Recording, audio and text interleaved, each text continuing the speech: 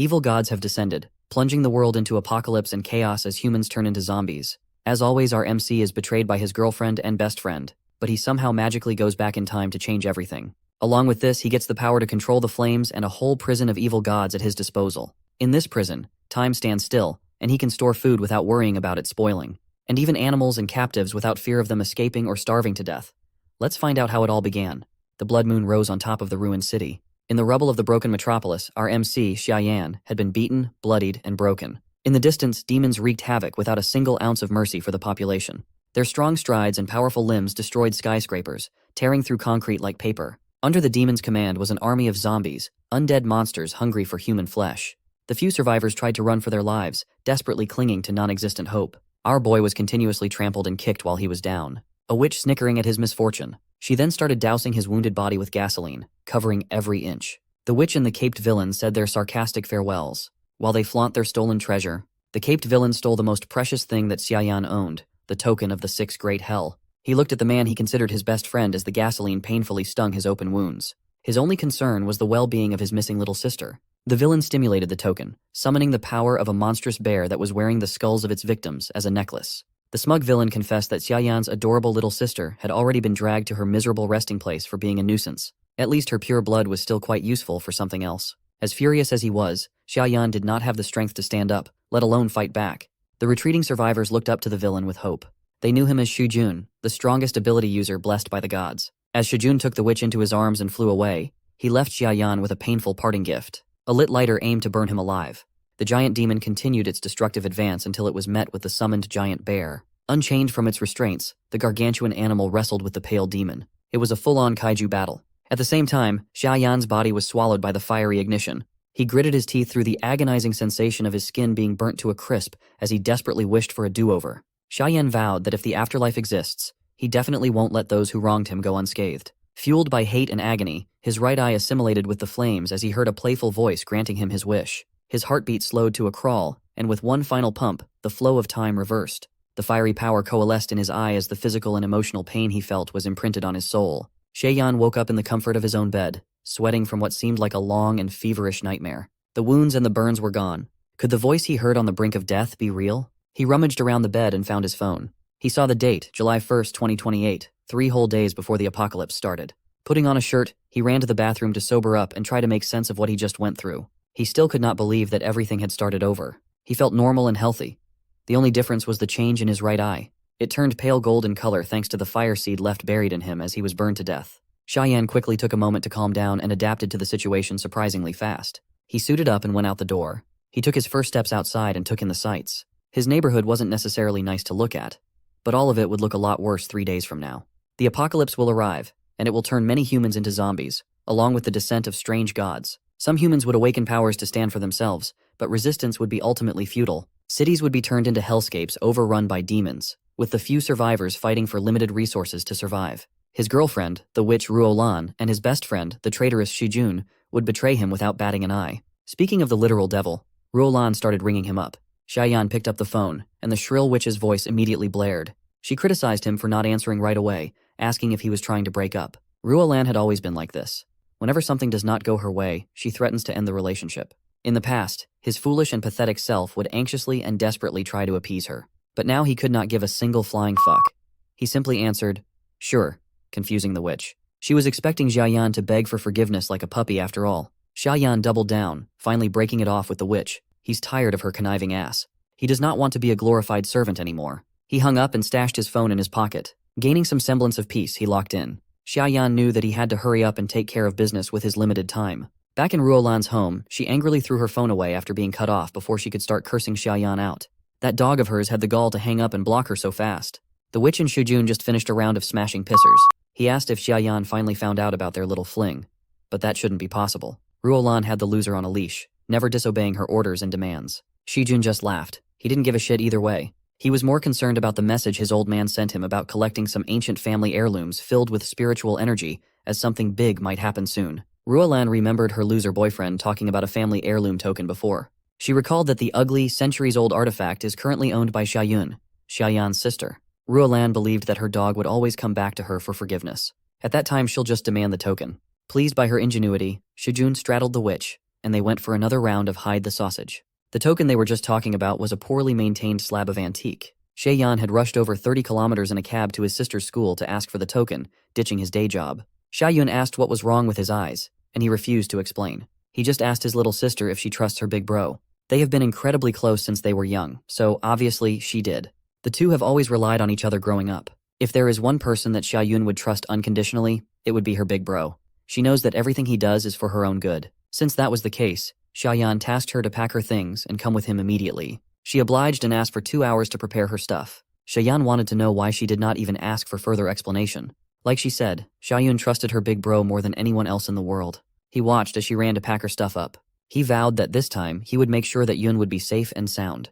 To do that, he will need the family heirloom resting in his palm. All he could remember was Shujun opening some sort of portal and summoning a giant beast using the rusty old thing. He wondered how that snake managed to do such a mythical feat. Suddenly, the fire seed in his golden eye shot out and hit the token's surface. The heat from the fire melted the rusty surface and revealed the token's original form. This is an ancient artifact connected to the Sixth Great Hell. Xia Yan was suddenly sucked into a wormhole of sorts, traveling inside the token's separate dimension. The portal eventually spat him out into an entirely different realm filled with perpetual darkness. In the middle of it was a giant tower with countless crimson chains attached in every direction. He could not even find the words to explain what he was seeing. Inside the tower was a plethora of monsters and demons from all sorts of eras, locked up and desperate to get out. They all looked at him with their penetrating glares as he descended to its entrance. The monsters and demons tried to scare him with their snarls and gazes, and it was incredibly effective. Then, a lightning tribulation struck the tower with an ungodly amount of force. The lightning seemingly aimed at the monsters that dared to intimidate Xia Yan. Each one of them suffered a painful demise as the destructive power mutilated their grotesque bodies. The destructive tribulation continued to go wild, seemingly connecting to Xia Yan himself. A mysterious power was suppressing the monsters in the tower. Right then and there, he heard the same playful voice he heard before his life was snuffed out before time reversed. The mysterious entity's lips curved into a smile, revealing her fangs. Xia Yan's guard immediately went up and stared at the humanoid creature in front of him. She introduced herself as Sudaji, a beautiful nine-tailed fox. She extended a respectful greeting to Xia Yan, the new Hell's prison warden. You see, tens of thousands of years ago, the immortal emperor gathered 12 immortals, Tai Bai, Tai Shang, the 3 pure ones, Guan Yin, Fuxi, Xuanu, and others, to jointly forge the demon-suppressing tower. The finished product was dubbed the Sixth Great Hell, the nightmare of every evil incarnate out there. Throughout the ages, all sorts of powerful beasts, monsters, and demons were locked away for their grievous sins. In the Tower of Endless Punishment, they suffered the torment of soul-burning heavenly lightning day and night. The pardon token in Xia Yan's hand is the only key that can unlock the door to this fearsome place. That's also why Sudaji referred to him as the new warden. Since this was his first time in this place, the fox invited him to go inside and check on his prisoners. She promised to give him a more detailed report of the place as they walked through. Curious and intrigued by what this all meant, Xia Yan took her up on her invitation. He walked up to the ominous door as if he had nothing to lose. As soon as he entered, he was greeted by the swift weaving of violent energy bouncing around the first floor. Sudaji warned him to look out and be careful of those dancing waves. As if by instinct, his golden eye lit up as it summoned a seemingly conscious trail of fire that protected him from the malevolent energy. Sudaji was impressed with how efficiently he handled the tower's first surprise. She identified the flame in his eyes as the nether fire seed. It must be the catalyst that made it possible for him to restart his life after death in the underworld. Sudaji also confessed that she contacted him as his life flickered away. The bond between the fox and the Jia family runs deep. She had been the guiding spirit of the Sixth Great Hell for a long time now, and she could not bear to see Yan get killed by pathetic villains. The despair and anger at the moment of death must have awakened his flame ability, igniting the nether fire seed. She barely had to do anything. That's one big question answered. Now that the apocalypse is inching closer once more, he won't be as useless and helpless as he was in the past. This time, he was determined to do everything differently. Itching to learn more about this tower, Xia Yan asked Sudaji to proceed and lead the way. She explained that the Sixth Great Hell is divided into 5 layers. Based on Xia Yan's soul power, the doors to another floor would light up, representing his current limit. The higher he can go, the stronger imprisoned creatures he can encounter. So, he'll need to increase his soul power fast to face them. Right now, the only section is lit, and the only accessible area is the one on the ground floor. Behind the prison cell was a familiarly terrifying figure. It was the same gigantic beast that Shujun summoned and rode in his previous life. Curiosity got the best of Xia Yan, and they walked a little too close to the prison cell, waking up the monster as it roared a terrifying war cry. What happened next shocked him to his core. The monstrous beast started acting like a cuddly pet, seemingly pleased to see the new warden of the prison. It praised Xia Yan for being young and promising. The prisoners of the tower had been waiting for a new warden to arrive for thousands of years after all. The beast even offered its services if Xia Yan ever needed anything. The shameless black bear even tried to sneak a kiss in before being kicked away by Su Dija for daring to get close to the warden. As it turned out, the fox just wanted to get first dibs on licking Xiaoyan lovingly first. She did not want any competition for the warden's attention. She complained that these 1,000-year-old demon kings had only been imprisoned for a few thousand years and had already turned into attention-hungry dogs. But not everyone was like Black Bear. Some of the prisoners did not approve of the young warden, only relying on his token. The chained-up bird-looking demon would rather get struck by heavenly lightning for another 1,000 years than grovel at the kid. Accounting for Sudaji and the Black Bear demon, it seems like the tower holds an untold number of legendary creatures. Xiaoyan let his eyes wander until they fell on the Black Bear's next-door neighbor. He could see the demon's back, a muscular body with demonic wings attached.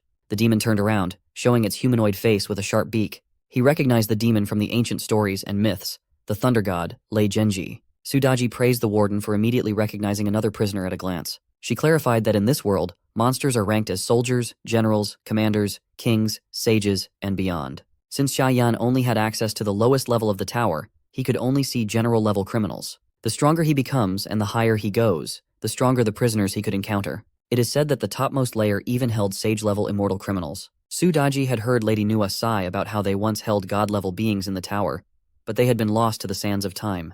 The fox urged the young warden to work hard and ascend the ranks to control the entire prison. Xiaoyan was more than just a little overwhelmed by the scale of this responsibility. The tower is more formidable than anything his mind could have imagined. The general-level beasts on the lowest level are already powerful enough to cause ruinous amounts of destruction with their power. The prisoners on the top floor must be world-ending nightmares.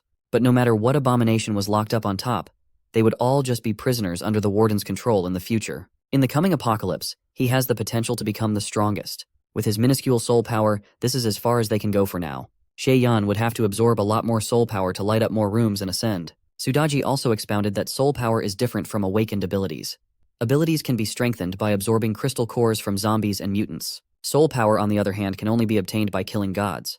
In 3 days, when those deities descend upon Earth, his hunt will officially begin. Before eradicating the gods, he needs to make all the necessary preparations. Xiaoyan found himself in the busy antique street. In his previous life, someone stumbled upon a binding immortal rope from one of the stalls and became a powerful ability user. At this point in time, the treasure should still be for sale on this street. Thankfully, the energy radiating from the antique display cannot escape his nether fire seed. Coincidentally, the head of the Song family and father of Shujun, Song Tian, is also roaming the streets to shop with Elder Huang, his trusted antique appraiser. Song Tian spotted Xiaoyan looking around the stalls, confused that the young man had an interest in the wares. He remembered reminding his son to pick friends that would be useful one way or another, and Shujun assured him that Xiaoyan was just a foolishly loyal guy who was easy to manipulate. Song Tian did not pay the young man too much attention and continued their search for valuable antiques. Elder Huang assured him that with his discerning eyes, they could get a decent haul. It's too bad that most antiques on display are useless. Song Tian just got back from an ancestral worship ceremony where he dreamt of his ancestors telling him to search for ancient artifacts. He did not know what for, but he decided to give it a go. Suddenly, Elder Huang lit up at the sight of a gourd tied to the door of one of the antique shops. The old man immediately ran to snag it for the taking, but someone else had already gotten to it. The shop owner was glad to find another gullible customer he could scam. But that gullible customer was Xiaoyan. The owner spouted some bullshit about the gourd being an artifact from the Ming dynasty. He set the price at 10,000, and Xiaoyan immediately recoiled at such an expensive price tag. The young man pretended to inspect the gourd for any damage or peculiarities. He argued that the gourd had cracks, and it was tied with a cheap broken string. Xiaoyan started haggling for the antique, setting his price at 100 yuan at most. The shop owner immediately grabbed the gourd out of his hands and told him to piss off. At that moment, Elder Huang and Song Tian swooped in to inspect the antique for themselves, not knowing that Xiaoyan had already received the treasure for free. It was the shoddy red string tied around the gourd. No one could have thought that the inconspicuous little string would become so valuable in the coming days. It is the magical treasure dubbed as the Binding Immortal Rope. He was only able to spot it thanks to his nether fireseed vision. Quietly tucking the magical treasure in his pockets, he decided to stick around to have a little bit of fun and do a little bit of trolling. In his previous life, his little sister was captured by the Song family after stealing the token. They used her as a blood sacrifice for some twisted ritual. This time, Big Bro is hell-bent on making the whole Song clan pay. Elder Huang verified that the gourd has some faint spiritual aura of ancient origin. He must have sensed the remnant power of the string. Trusting the old man's vision, Song Tian asked for the price of the gourd. Xiaoyan slyly interrupted and called Uncle Song's attention with a polite greeting. Song Tian returned the greeting and made some small talk. The shrewd businessman even brought up the ancient heirloom that Xiaoyan had, saying that he wanted to talk about possibly acquiring it later. In reply to that bold proposal, Xiaoyan raised his voice and name-dropped the wealthy Song Tian as loud as he could to attract everyone's attention. He strongly implied that Uncle Song must be trying to buy something very valuable. With the streets full of enthusiasts trying to strike it rich in Antique Street, a crowd of fanatics quickly surrounded the stall and saw the famous Elder Huang, the appraiser. The hungry hyenas quickly offered a higher initial price than 10,000 for the gourd. Song Tian was irked by the ensuing bidding war, asserting that he found the treasure first. The bid had quickly reached 20,000. The antique enthusiasts drove up the price to 50,000 in the blink of an eye as the shopkeeper encouraged the bidding war to line his pockets. By the end of the brutal auction, Song Tian had to pay 70,000 more than the asking price. He was supposed to get a possible treasure for just 10,000, but ended up overpaying because of Xiaoyan's stunt. The young man stuck around to talk to Song Tian about his family heirloom. Uncle Song remained civil and asked the young man to see the token. He quickly took it out of his pocket and willingly let them see it from afar. Elder Huang could already tell that the token was a real treasure, and he wanted to take a closer look to confirm. Xiaoyan quickly put the token back into his pocket and denied their request for a closer look. Song Tian tried to appeal to the young man's friendship with his son, asking for a favor for his dear old uncle. Xiaoyan asserted that he had nothing to do with Shujun anymore, and if there was nothing else, he'd take his leave. Finally, Song Tian offered compensation for just inspecting the artifact. Xiaoyan took his phone out, showed them his PayPal ID, and asked for 10,000 for a 1-minute inspection. He could give them 5 minutes for a thorough look in exchange for 50,000. Song Tian gritted his teeth and gave in. Bro is just getting scammed left and right. Uncle Song begrudgingly transferred the money over, and the young man tossed the token to Elder Huang. While the suckers were inspecting every nook and cranny of the artifact, Xiaoyan was already busy spending his cash. He ordered an ample stock of water and food. Since there are empty cells in the 6th Great Hell Prison, he could just store his supplies there. Sudaji informed him that any item placed in a separate dimension would remain unchanged. He could even store some live animals there, so she requested some chickens to snack on. She was a fox, after all. He bought so many essential supplies, from raw ingredients to perishables, that the vendors might think he's starting a farm. It did not take too long for him to run out of funds. Money really does run out quickly these days. After 5 minutes, he asked the old-ass duo if they wanted to buy some time extension, but Song Tian was already sold. He wanted to buy the token for himself. When the young man responded that he was open to selling, the old men lit up with glee. But the price point he set was way too much. Xiaoyan started negotiations at 10 million. The glee on their faces just seconds ago vanished. Xiaoyan quickly retrieved the token and asserted that it was an heirloom that had been passed through his family for thousands of years. He believes that 10 million was a fair price, but he was just giving them an unrealistic offer. With that being said, he took his leave. Elder Huang believes that the token was a genuine antique, but it should only be worth around 500,000. The old appraiser believes that he could get the token for 100,000 if they negotiated. But Song Tian was done with reasonable methods. He thanked Elder Huang for his help and asked him to take his leave. The ruthless business mogul called his son, Shi Jun, and ordered him to gather some clan members to find Xiaoyan and his sister. He wanted the token and the siblings in one piece. That brat dared to mess with him for the whole day. As revenge, he would do as his ancestors asked and prepare a young girl's blood for sacrifice. Xiaoyun just happened to be the perfect candidate. Xiaoyan could already tell that Song Tian was plotting his disgusting revenge. This was precisely what he was hoping for. He even regretted not extorting more money from the bastard. Xiaoyan was just getting started with collecting debts for the Song family's transgressions. The young man went straight to his little sister's dorm and found Xiaoyun waiting for him outside. She was all packed and ready to go. He took her luggage, ready to finally head home for the day. Before they could leave, a pretty woman with platinum hair came running in to stop the siblings. She must have run all the way through with how disheveled she looked. This is Bai Xin, Xiaoyun's homeroom teacher. Miss Bai tried to catch her breath and proceeded to ask why Xiaoyun suddenly got up and left school, knowing that there was an important exam the next day, an exam that would be crucial for her future. Xiaoyan introduced himself to the teacher and confessed that he was the one who was pulling her sister out of school for a temporary leave. Miss Bai argued that Xiaoyun is the top student in her class. She knew that the siblings' parents had passed away, leaving Xiaoyan to take care of his sister. Miss Bai expected him to be a responsible guardian, not the type to strain his sister's future. She refused to let her most promising student go without a valid reason. Miss Bai believes that Xiaoyun has a bright future ahead, and the young man is ruining it.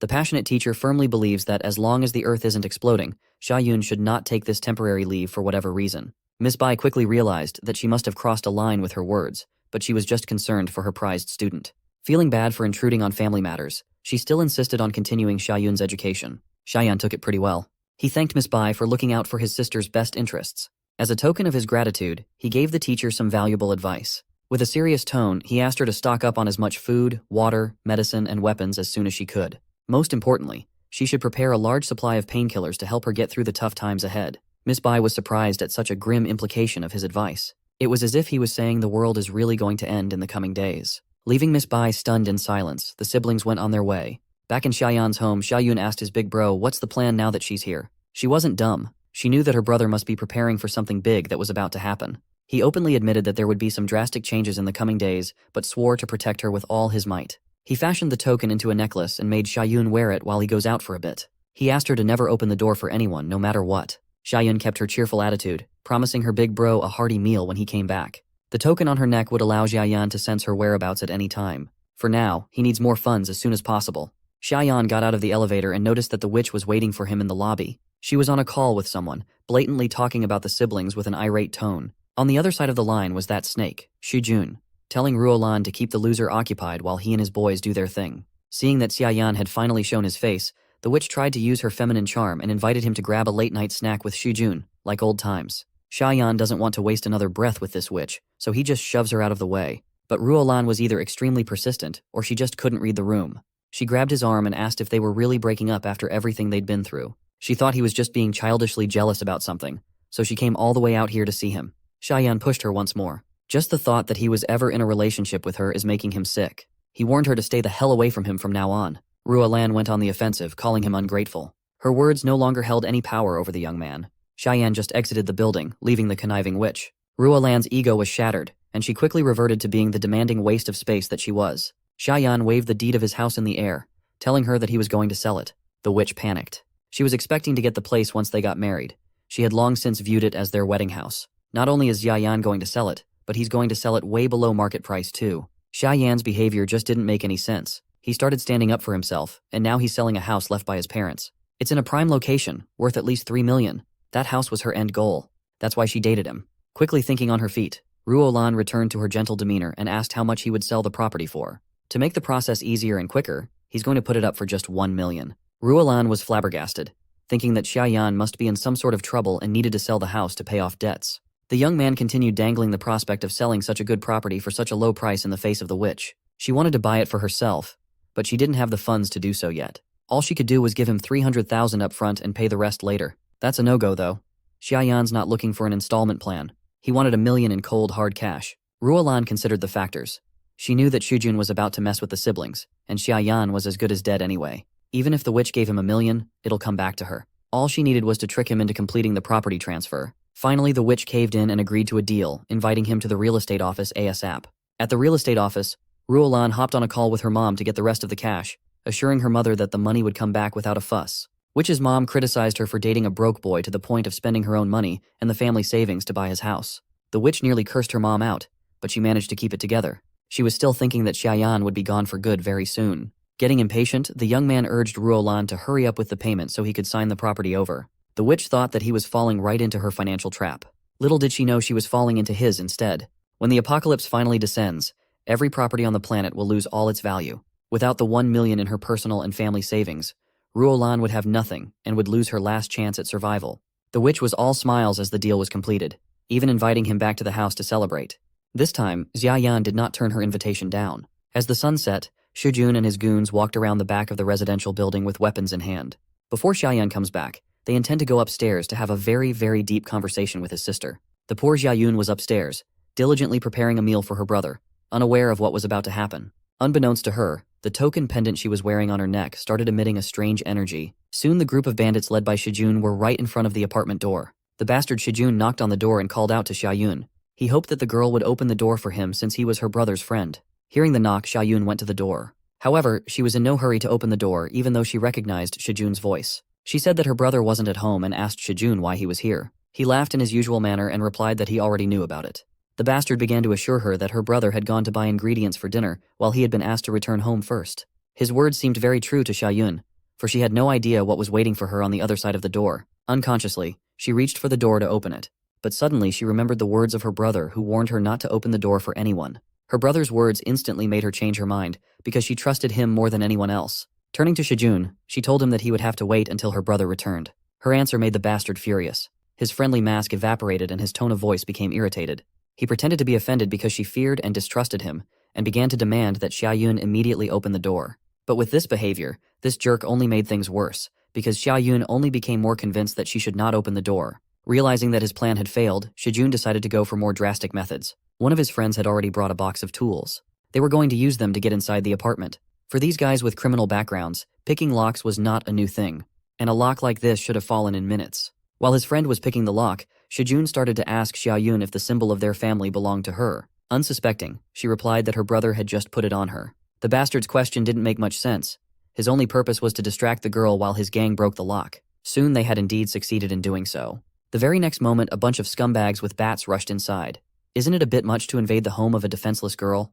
Next time, they should get a bigger gang to be sure. Then the rest went on as expected. They grabbed Xiaoyun and Shijun started insulting her. He started talking about how it would have been over a lot faster if she'd opened the door first. He felt like a god now, because he had the relic that his father wanted, as well as Xiaoyun's sister. All that remained was to bring that insolent bastard to his knees and make him apologize. After freeing herself from the bastard's grip, Xiaoyun began to ask Shijun why he was doing this. After all, as she thought, he was her brother's friend. Shijun had no intention of hiding anything else. He replied with a crazy smile that he was only friends with her brother because he was a naive fool who was very easy to manipulate. He didn't even hide the fact that he had done many dirty things, which he planned to blame on Xiaoyan.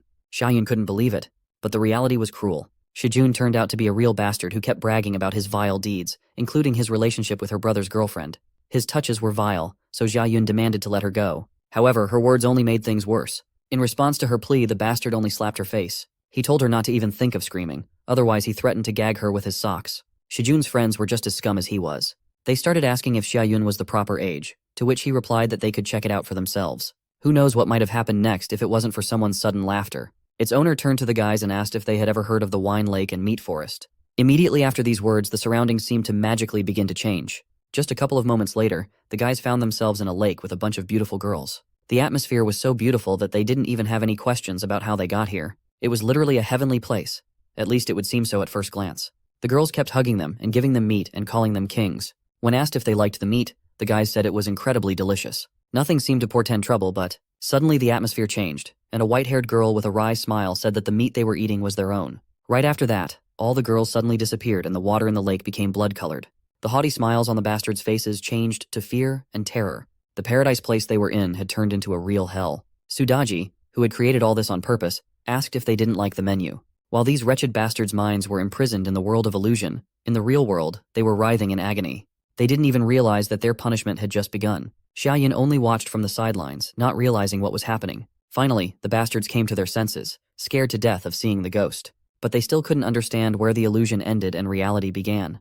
Shijun was holding up better than the others, but he also didn't understand where the ghost illusion came from. He and his gang had killed many innocent souls, but now for the first time they felt fear and hesitation in front of this little girl. Then the idea came to him that the reason could be this strange token. Shijun took it out and started yelling at it, calling it broken old trash that couldn't kill him in any way. But the power contained within the heirloom token thought otherwise. A clawed paw appeared from the token, and quickly made Shijun realize who the trash really was by leaving deep cuts on his face.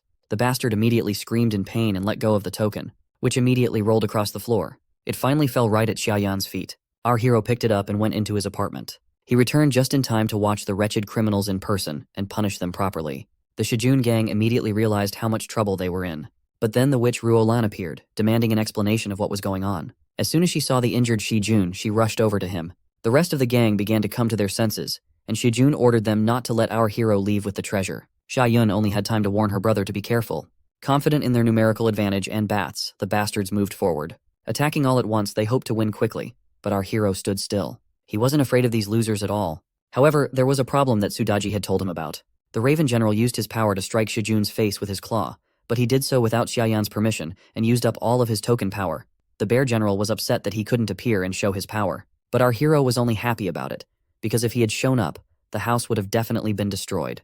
This apartment is too small a stage for such powerful creatures. Their turn will come later. He could easily deal with such a bunch of losers with his own strength. Shieyan didn't even have to lift a finger to send flames directly at these scumbags. The burning thugs didn't realize what was happening. This was the first time they had encountered such an incredible power. It was as if the fire was intelligent, for there was nothing burning in the room except the thugs themselves. The flames were incredibly hot, and no matter how hard they tried rolling around on the floor, they couldn't put it out. Even water couldn't put out the flames, no matter how much these losers looked to it for salvation. The flames were only extinguished when they fell dead. This was the first time Shijun and Ruolan had seen such a thing, and they were even at a loss for words. Now the main bastard Shijun was truly afraid for his own skin. He had no idea that Xiaoyan could use magic. The frightened witch Ruolan begged Xiaoyan to stay away from them, and instead remember that Shijun was his best friend, and she was his girlfriend. Our hero was in no mood to show mercy to such trash. Shijun dared to come to his house, took his sister as hostage and tried to steal a token, and Ruolan the disgusting witch had acted to distract and delay him. Just looking at them made Xiaoyan simply sick, and they still dare to reminisce about their old friendship.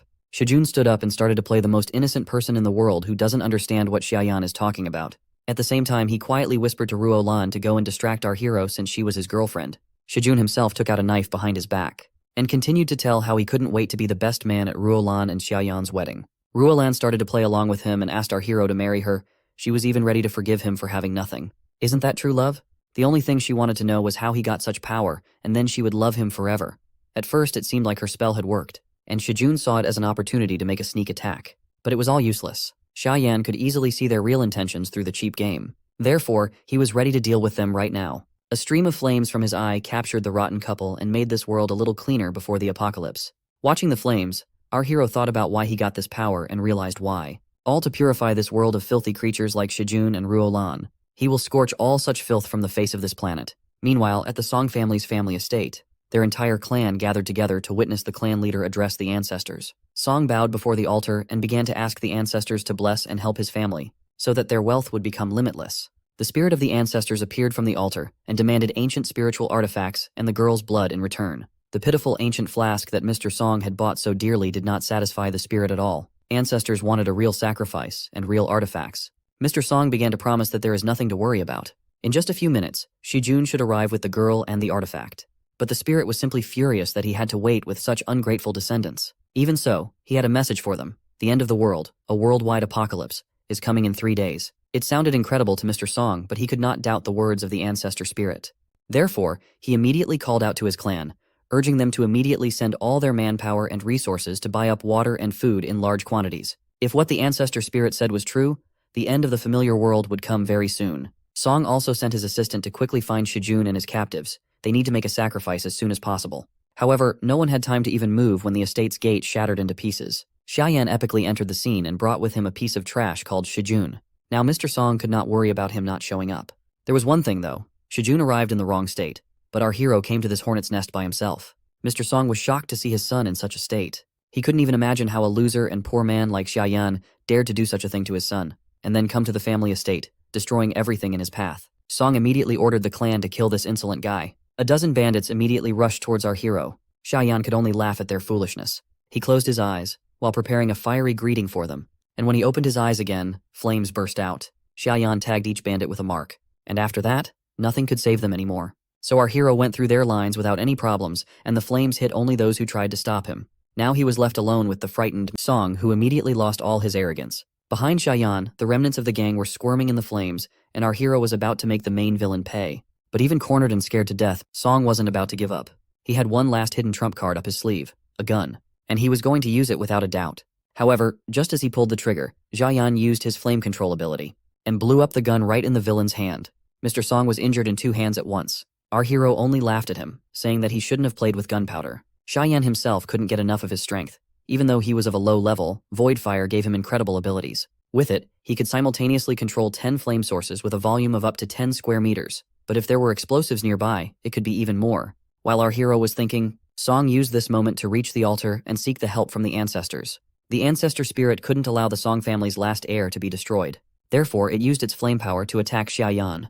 The power of this flame amplified by the evil spirits was so great that even our hero couldn't do anything. He even received substantial damage and was forced to retreat a little. At the same time, the wounds of Mr. Song and the rest of the clan members were healed. Now he had regained his confidence in himself and the strength of his ancestors again, and began to promise a very quick death for our hero. This time, Xiaoyan was facing a truly formidable opponent. To say the least, it was a real deity. Our hero really didn't expect the Song family to have their own god before the end of the world. After all, initially he just wanted to steal a few ancient things and make some money, but it turned out to be more complicated than he thought. The angry god who intended to destroy him was clearly not part of his plans. Fortunately, Xiaoyan managed to dodge the first blow. However, the deity was not going to stop. He tried to swat him as if he was a fly. At one point, it even looked like he had succeeded. Seeing this, Mr. Song began to celebrate his victory, but soon the expression on his face changed to shock and horror. What caused this? Well, it was simple. Our boy was safe and sound, and he was also riding the god himself. To understand what happened, we'll go back in time a bit. Just a moment before the attack, Su Daji had informed Xiaoyan that the deity in front of him was a natural fire spirit. Thanks to the family incense, he had managed to accumulate a lot of soul power over the past 1,000 years. And now he was literally one step away from descending to Earth in his true body. If our guy managed to capture and absorb him, he would be able to strengthen his fire abilities as well as strengthen his soul power. Currently, his token lacked soul power, but if he dared to take the risk, there might be a chance of victory. Xiaoyan didn't quite understand what Sudaji was talking about, and asked what she meant. She said that in order to pull this off, he needed to extract his own soul power and infuse it into the token of great crimes. Then he just needed to give an order and call one of the prisoners to help him. Xiaoyan realized that he could indeed do this. However, in the event that he failed in capturing the Firestar Lord and died, the one he summoned could escape from the prison. Insidious Sudaji inquired if he was willing to take the risk. But our boy had no intention of following her lead. The fox offered him 2 options, but he chose the third. The very next moment, he began to pour hellfire from his right eye into the token, shocking Sudaji. She had not expected this turn of events at all. When she asked what he was doing, Xiaoyan replied that if he died, the hellfire would destroy the token, and without the token, no one in the world would be able to open the prison. In other words, the prisoners would never see the sunlight again. Now they had no choice but to act in Xiaoyan's interests. Moreover, they would now have a good motivation to protect him. Without a second's hesitation, Xiaoyan began to open the summoning gate. The prisoners in the dungeons couldn't help but feel it. Many of them started screaming and begging to be let out. However, this time our hero was determined to summon the great demon Black Bear. As soon as the cell doors were opened, the bear rushed outside. Knowing its character, Sudaji shouted in its wake that the warden shouldn't die under any circumstances. Once in the real world, the Black Bear knocked the fire god to the ground, who clearly didn't expect to see him. But most of all, the bear was happy to finally be free after a long time. He was very happy to see the sunlight, and even started waving his paws vigorously. However, Xiaoyan quickly brought him to his senses. His soul power wouldn't be enough for a long matchmaking session, so he ordered the bear to act immediately. The Black Bear did not cross our hero, and replied that he had made the right choice when he called him. He rushed towards the fire god and began to strike him. Such a low-ranked god didn't stand a chance. All of the fire god's attempts to do anything were to no avail. He was shamefully defeated, with no chance to do anything. In addition, his divine body had crossed the line, making it impossible for him to use all of his strength. He tried to retreat, but Xiaoyan did not let him do so. Using the immortal rope, he bound the fire deity, who could only scream in panic now. This was our guy's unconditional victory. The Song family's ancestor, deprived of his power, was as much of a failure as his descendants. Now Mr. Song had lost all hope of victory and fell to the ground helplessly. But looking at the rope that bound the ancestor, he remembered where he had seen it before. It was the same rope that Xiaoyan had taken from the artifact before he bought it. Our hero only laughed at the rich loser, thanks to whom he was able to get a rope capable of binding immortals for free. Poor Mr. Song had no choice but to cry like a child. His precious ancestor, whose power his family had fueled for thousands of years, was now vaporizing right before his eyes. In the end, his ancestor, a huge fire spirit, had turned into a small spiritual crystal, which Xiaoyan could now easily hold in one hand. The Song family's entire inheritance was now in his hands. Now that everything was in his hands, our guy proposed to discuss a deal that Mr. Song wouldn't be able to refuse. Shijun turned out to still be alive, although he was still slumped over. So, Xiaoyan offered to keep him alive in exchange for absolutely all of the Song family's money. That was a low blow to a greedy bastard like Mr. Song. But he knew that after the apocalypse came, this money would be worthless anyway. In the end, he agreed, and Xiaoyan received the money and left to use it quickly. Shijun just couldn't believe what had happened. He couldn't even imagine being poor. But Mr. Song calmed him down, assuring him that the money would soon be useless anyway, and the main thing was to save and gather as many people as possible. For the rest of the surviving subordinates, Mr. Song ordered them to keep quiet about what had happened here and hurry up and sell their properties. Then they should exchange all the money they received for rice and water. All the supplies they bought will have to be taken to the shelter under Mr. Song's country villa. There's plenty of room and a decent stockpile of weapons. He also instructed them to contact Old Man Huan and buy up all the ancient artifacts they could. Mr. Song was just furious that Xiaoyan was the only one to be the first person who got the abilities because the end of the world was approaching. But he believed that it wasn't the end of the world, and if all the children of the Song family took advantage of the opportunity, the end of the world could be the beginning of their world domination. But as for Xiaoyan, Mr. Song was ready to do everything he could to make his life a living hell. Meanwhile, our hero headed to the biggest pharmacy in the city. Thanks to the Song family's money, he now had almost 29 millions. Of course, if he had more time, he would have learned more about the Song family. But now he should forget about them, because the main thing is to prepare for the apocalypse. At the pharmacy, Xiaoyan ordered 1,000 shanking pills at once. Of course, the pharmacist was shocked that someone needed so many ordinary medicine to reduce fever and neutralize poison. Our guy wasn't going to explain everything to her, he just wanted to buy everything quickly. If they didn't have the stuff he wanted, he could go to a competitor. Of course she didn't want to lose a customer, but to fulfill such an order she would need time and the delivery would take 2 days. Xiaoyan knew that there are only 10,000 of these shanking pills in this city, most of which are sold online. You're probably wondering why he needed so many of these obscure pills. Well, when the apocalypse begins, this unremarkable medicine will be the most important material. In his past life, Xiaoyan was infected with a zombie virus and suffered from its symptoms. He didn't want to die, but nothing depended on him. No matter how hard his little sister Xiaoyun tried, she could not find the shanking pill to save him. As it turned out, the shanking pill was the only medicine that could accelerate the awakening of abilities, and was effective in suppressing the zombie virus. Unfortunately, they didn't know about it beforehand, and all the pills had already become unavailable. Xiaoyun went to a distant pharmacy in hopes of finding the medicine for her brother, ignoring Xiaoyan's pleas not to go there because it was dangerous outside. She was caught by the villains who felt free during the apocalypse. Xia Yan never saw her again in that life. But this time, he was determined not to let it happen again. As for the Song family, they know that the end of the world is coming and will surely stock up on food. But our hero hoped that they didn't know about the most important resource in the early stages of the apocalypse, which is not food at all, but the awakened with supernatural powers. If Xia Yan could get his hands on a bunch of shanking pills, he would be able to gain many abilities that would make him like an army. He took out his token and ordered his hellfire to ignite. By doing so, he consumed the fire spirit he had sealed in the Song family's ancestral estate. Immediately afterward, he awakened the power of the Flaming Lotus. And Sudaji didn't miss such an opportunity to congratulate the warden for successfully improving his ability. With the power of the Flaming Lotus, Xia Yan would now be able to break barriers and destroy illusions. For example, now the illusion of the wine lake and meat forest will not be a hindrance to our hero. But that's not all. Also now he can now more accurately control the shape of fire and even create a fire sword for himself. In the end, absorbing that fire spirit was even more useful than Xia Yan had expected. As you can imagine, this ability was not limited to a single fire sword. As soon as he entered the dungeon, Black Bear and Sudaji began to fight for his attention.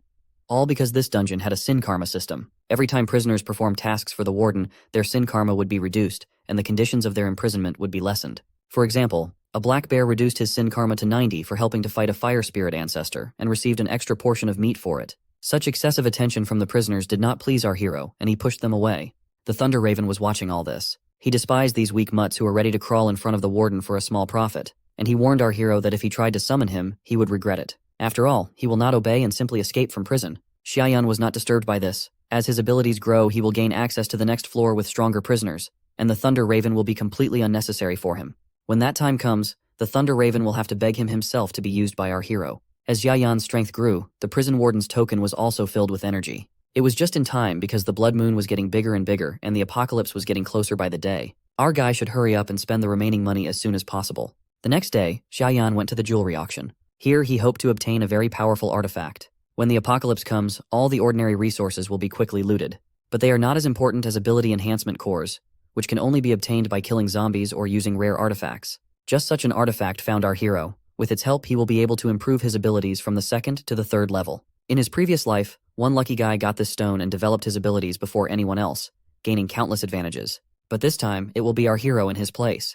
A few hours later, the stone was put up for auction at a price of 3 millions. According to experts' estimates, it turned out that this raw stone had a huge potential, and the jadeite inside it could be worth at least 5 millions. Immediately, buyers began to raise the bids and gradually reached 4 millions. But suddenly some rich son of a bitch bid 5 millions at once, and everyone else lost interest, because if this rich bastard was interested in the subject, the others did not want to cross him knowing that he owned one of the biggest companies in China. As a reward for staying out of his way, he invited everyone to have a drink at his expense next time. Suddenly, Xia Yan entered the room and raised the bet to 6 millions. Everyone around was puzzled as to where this student had come from and where he had gotten such money to bid. One of the organizers of the auction immediately ran up to our guy and said that they have a membership system here, and to participate in the auction must have a black bank card as proof of solvency. Fortunately, with tens of millions in his account, Xia Yan already had such a bank card. As soon as this guy saw the card, his behavior changed drastically. Meanwhile, the auction continued, and the girl leading the auction asked if anyone wanted to bid more. Of course, that rich bastard was not going to give up so easily and raised his bid to 7 millions.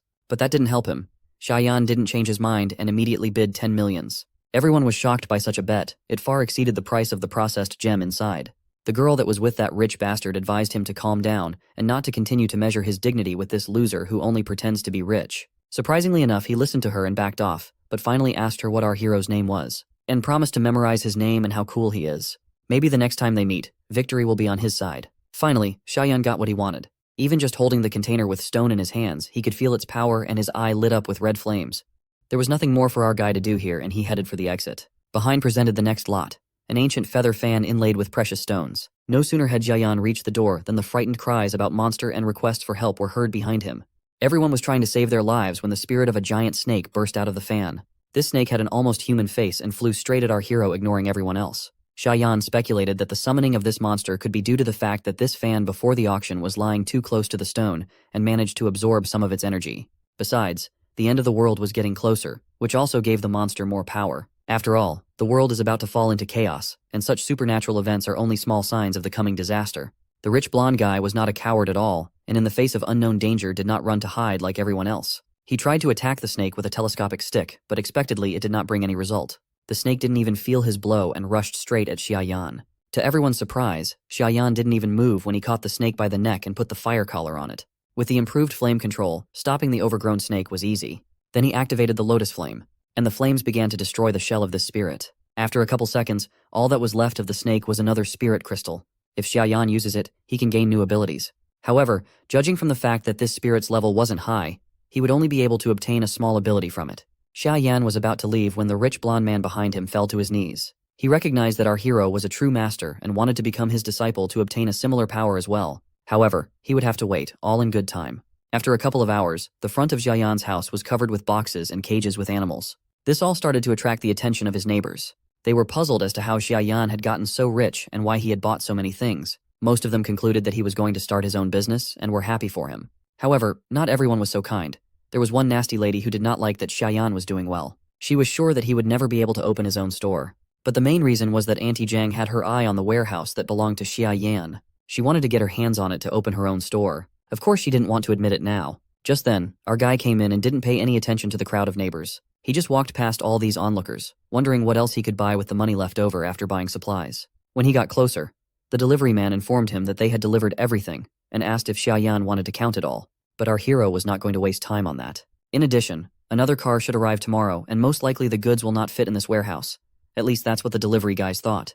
In order not to draw too much attention to his abilities, Xiaoyan decided that he would pick up everything himself from their central warehouse tomorrow. Zhang overheard all of this and was shaking with envy. She couldn't understand how Xiaoyan had gotten so rich. She knew well that he was an ordinary orphan who had long lost his parents, and he dared to get in her way. How dare he open his store in the place she had first favored? Meanwhile, her little rascal grandson wanted to take a piss, and it looked like she wasn't raising him properly. This little rascal for such a case ran straight to the boxes of our hero. This kid was really shameless. His grandmother's reaction was not right, she even praised him, and began to justify him in front of Xiaoyan that he is small and he can do anything. However, our guy did not think so. He quickly grabbed him by the collar and brought back to Zhang. At the same time, the little boy also managed to give her a golden shower. What did you expect? It's a dumb Chinese manhwa and the jokes are the same. Zhang got mad and said that Xiaoyan can't behave like that. The kid is just playing and he's treating him like that. Of course, the kid started crying. However, all this did not bother our hero. It is his property, and they should stay away from it. So he just slammed the gate right in their faces. Zhang was just twisting with anger for how much she wanted to get revenge on him.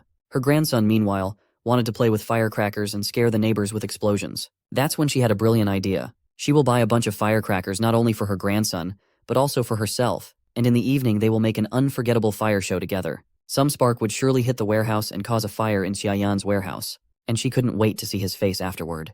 Meanwhile, our guy locked himself in the warehouse away from prying eyes, and started moving all the boxes and cages into his own prison. Sudaji happily welcomed all the supplies, and not for nothing, she as a cunning fox had her own plans for the chicken. She would finally be able to eat. Xiaoyan of course didn't know anything about this, so he instructed her to place all the supplies in the empty cells. Sudaji considered herself an expert in storing supplies. She even advised Xiaoyan to allocate an area near the tower to keep the animals.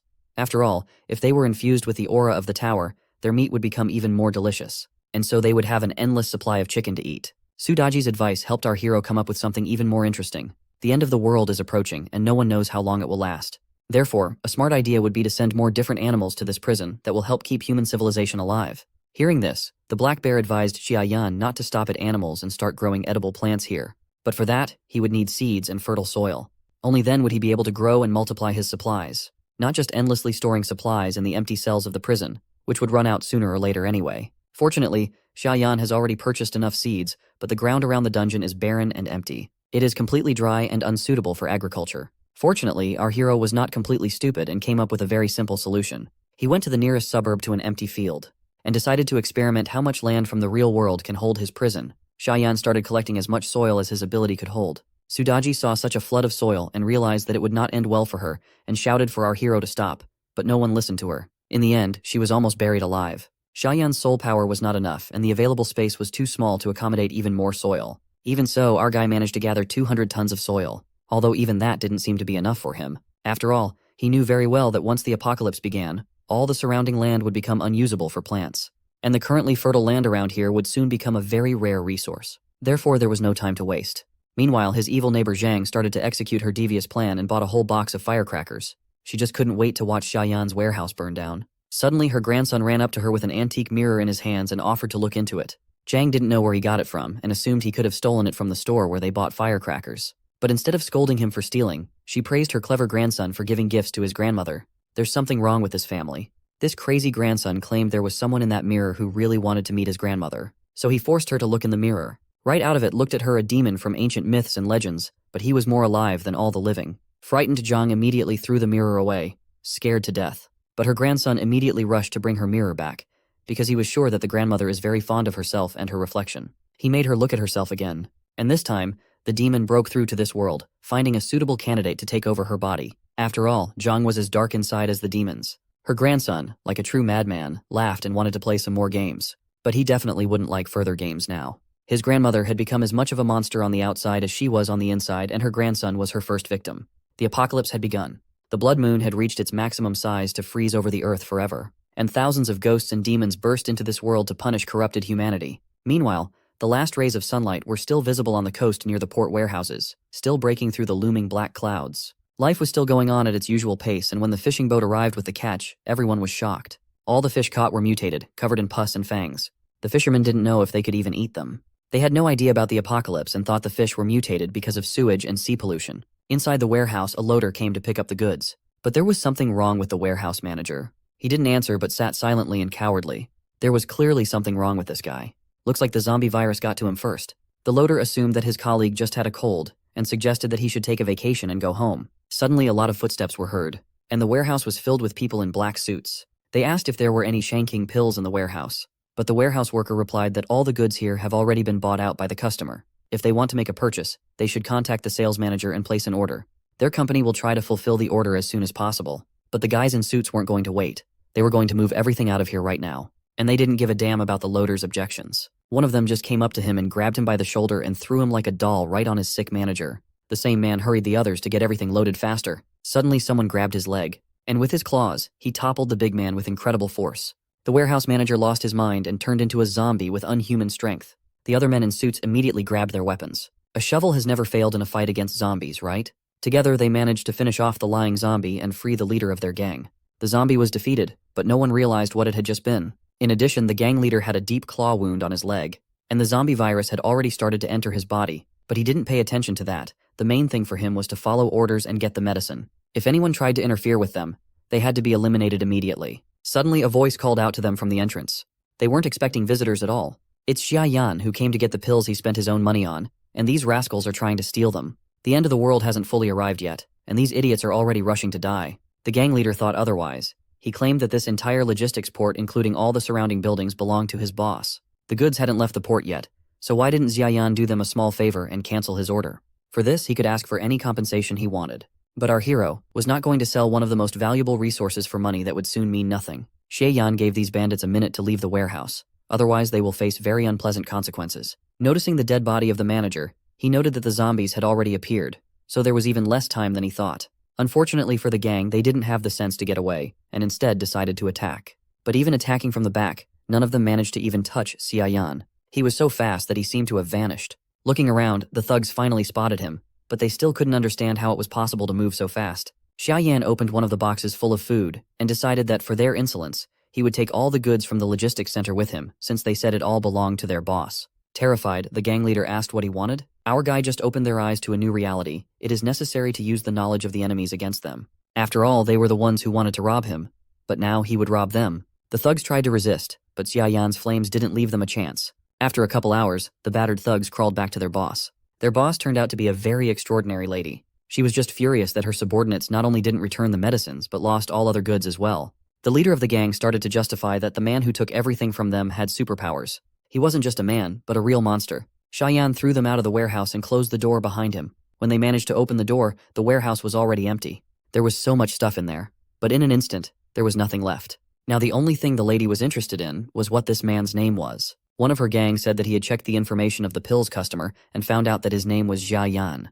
The lady thought about it. She realized that she was not the only one with abilities, and she really wanted to get a man with spatial warehouse abilities. Suddenly, the leader of her gang began to shake and growl like a wild animal, and in the next instant, he fell to the floor. Looks like the zombie virus has defeated him and the lady should get the hell out of here. But the lady did not seem to be frightened at all. Moreover, she immediately concluded that the virus had already penetrated into the man's brain and that even medicine would not save him. Since there was nothing to be done, she ordered the others to burn the man, warning them to be careful not to come into blood contact with him. But suddenly the man moved and rushed toward the lady. It would seem that she was finished. But instead of running away, the lady began to gather magic in her hand. Dozens of living branches rushed into the room and pierced the man. Now it was clear why the lady was so confident. Once the zombies were finished, she told the rest of the shocked guards not to be surprised by something like this, for this was just the beginning. She ordered them to keep looking for medicines and stockpiling weapons, and to use the warehouse as a base. Only these preparations could save them from what lay ahead. And what lay ahead of them was a real hell, and the lady knew it very well. At the same time, Xiaoyun asked Xiaoyan why he brought Shanking pills, to which he replied that the water and air were no longer pure. From now on, they had to drink only mineral water and take 3 Shanking pills every day. In case Xiaoyun suddenly became cold, she would have to inform him immediately. Xiaoyun didn't understand why this was necessary, and asked Xiaoyan to explain to her about what happened. Our hero also thought that it was time for that too, so he promised his sister to tell everything on the walk. Although the apocalypse had not fully arrived yet, the eerie atmosphere was already in the air. Even Xiaoyun could feel it perfectly. The reason for this was the demons that were beginning to appear more and more frequently, and it wasn't somewhere far away. Literally, strange sounds were already coming from the neighboring apartment. Zhang had already managed to turn into a zombie demon and eat her grandson.